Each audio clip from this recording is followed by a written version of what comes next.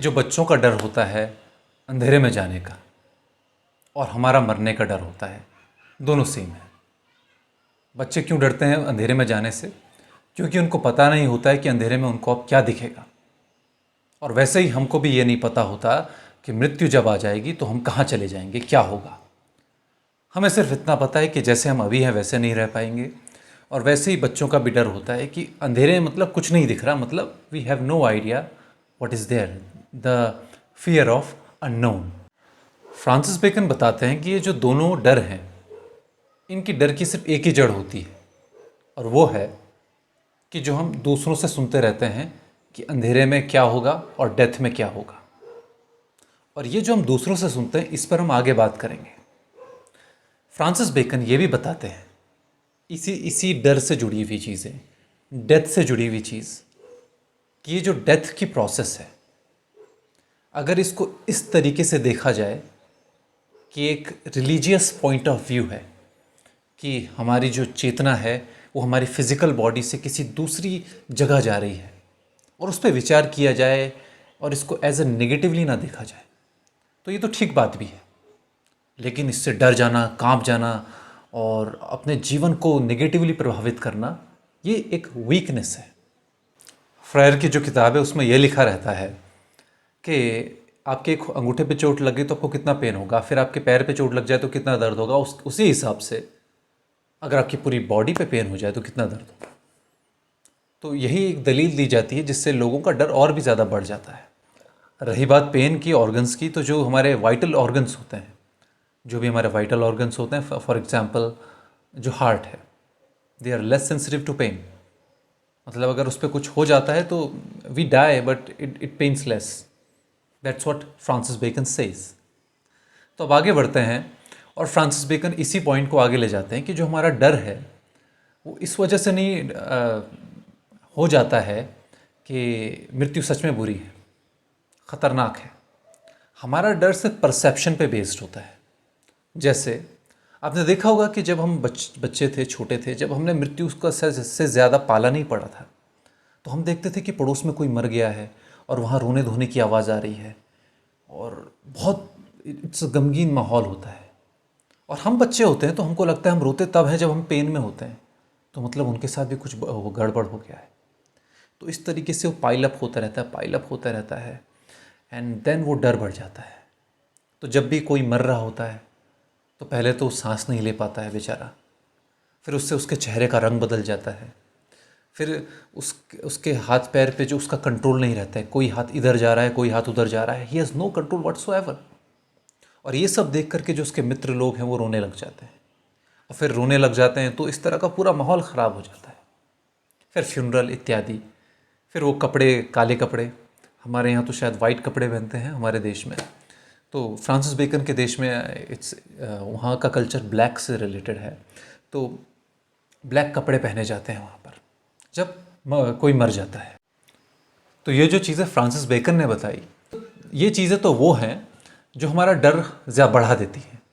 लेकिन कुछ चीज़ें ऐसी हैं जो अगर मृत्यु के साथ मिल जाए तो मृत्यु का जो दंश है ख़त्म कर देती हैं। और वो चीज़ें हैं हमारे पैशंस जिनके साथ हम पैदा हुए हैं। और वो कौन से पैशंस हैं? वो पैशंस हैं honour, grief, revenge, love, fear. ये जितने भी पैशंस जिनके बारे में मैंने आपसे बात की, ये जिनके नाम मैंने आपको गिनाए, ये सब मृत्यु के भय को ख़त्म कर देते हैं। आप खुद ही सोचें कि अगर कोई ऑनर के लिए मर रहा है तो क्या उसे डर लगेगा मृत्यु से? अगर कोई प्यार के लिए जान दे रहा है, क्या वो मृत्यु से उसी तरीके से डरेगा जो जान नहीं देना चाहता है? और भी बाकी तरीके के इमोशंस जो मृत्यु का दंश है उसे ख़त्म कर देते हैं। एक एम्परर हुए, रोमन एम्परर, जिनका नाम है ऑथो द एम्परर।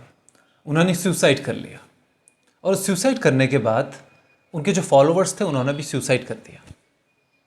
क्यों? क्योंकि उनसे बड़ा प्यार करते थे। उनको लगता था कि जब ये बंदा चला गया तो वो हमारे लिए इस दुनिया में रहा क्या है, तो उनके चलते उन्होंने भी सुसाइड कर दिया।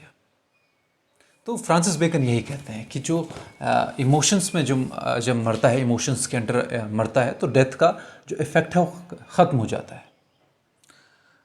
और एक और चीज़ है, जो व्यक्ति एक ही काम को रोज़ रोज़ कर रहा है, जो बोर हो गया अपनी लाइफ से, वो भी डेथ के लिए विश करता है कि यार इससे तो अच्छा है कि मैं मर ही जाऊँ, रोज़ रोज़ एक ही काम करना, इससे अच्छा तो मैं मर ही जाऊँ मैं।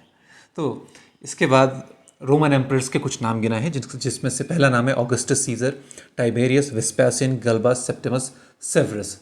ये जो पांचों के पांचों रोमन एम्परर थे, इनका इनका जो भी, इनके बारे में जो भी फ्रांसिस बेकन ने पढ़ाई की है वो लिखी है, वो पढ़ाई की है प्लूटार्क्स लाइव से। और प्लूटार्क ने इन्हीं सारे एम्परर्स के बारे में लिखा गया कि उनका जीवन कैसा था, और जब मृत्यु समीप आई तो उन्होंने किस तरीके से उसको टैकल किया। तो इन सभी लोगों ने बड़े प्यार से, शालीनता से मृत्यु को स्वीकार किया, डरे नहीं। ये कॉमन चीज़ है कि डरे नहीं।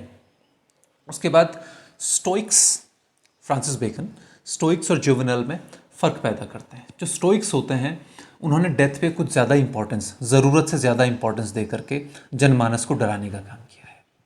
वो डेथ को सामने रख करके जीवन जीते हैं कि अगर आज आपकी डेथ हो जाए, आज आपके जीवन का आखिरी दिन हो, तो आप क्या करेंगे, किस तरीके से जिएंगे।